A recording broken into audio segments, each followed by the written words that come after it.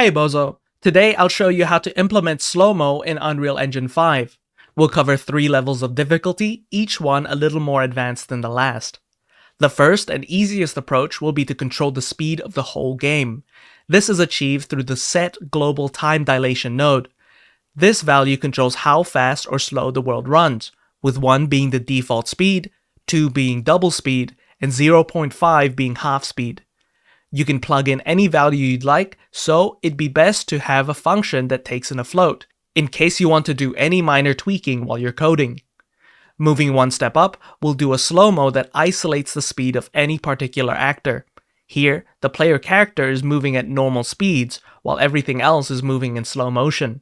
To do this, we'll use the custom time dilation value that is in every actor. An actor's final speed is found by multiplying the world's time dilation with its own custom time value.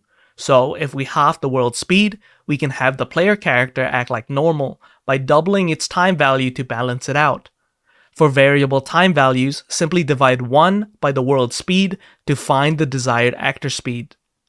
Finally, a slow-mo that takes runtime particle systems into account. Now, if you drag any particle system onto the level, you will find that it is an actor. These are easily found. But if you choose to spawn in a Niagara particle system, it is much harder to find and adjust.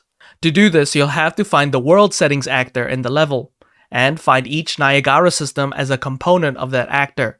From there, you can loop through each system, selectively choosing the type that you want, and changing the custom time dilation if it fits that type. And that's it. Thank you for watching.